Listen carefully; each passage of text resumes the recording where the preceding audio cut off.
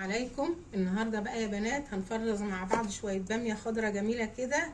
اهي الباميه عندي بقى لها 3 ايام في التلاجة اهي، ومحتفظه برضو بخضرها وجمالها وزي ما هي.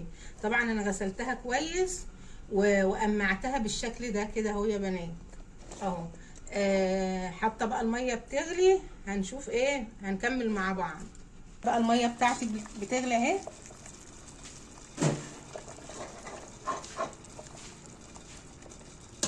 هضيف بقى الباميه بتاعتي على الميه اللي بتغلي دي. انا هحطهم كلهم عشان دي كميه مش كتيره قوي.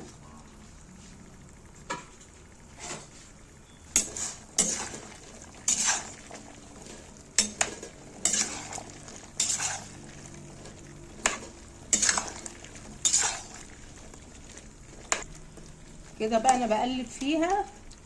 هضيف لها بقى الليمونه المعصوره دي، ده عصير ليمونيه اهي. طبعا الليمونه المعصوره دي يا بنات دي ماده حافظه وهتدينا خضار للباميه اهي، هتبقى خضره جميله اهي. بسم الله ما شاء الله.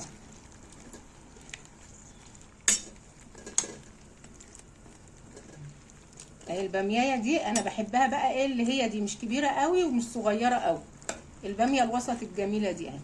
على فكره اللي لسه ما خزنش الباميه هيلحق يخزنها برضو، هي موجوده في السوق كتيره وجميله. هنسيبها كده من 4 ل5 دقايق ونرجع ايه نكمل مع بعض. خلاص بقى يا بنات كده بقى لها 5 دقايق اهي الباميه على النار كده. انا هطفي عليها بقى، هشيلها بقى ايه، هصفيها بالمصفى في المصفى كده.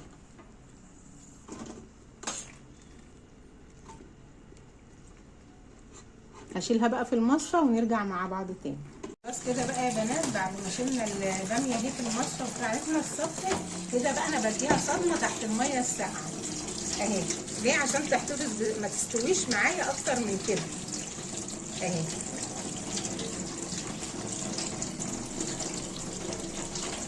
بنات بعد ما حطينا بقى على الباميه الميه الساقعه تحت الحنفيه هنبدا بقى نكيسها.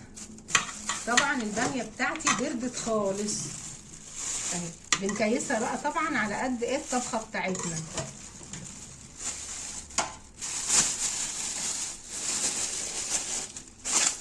الباميه بتاعتي ايه جهزت معايا للتخزين اهي.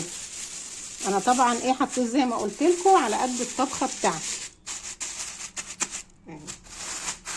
دول كانوا كيلو ونص باميه، عملتهم على 3 اكياس. احنا طبختنا هي نص كيلو.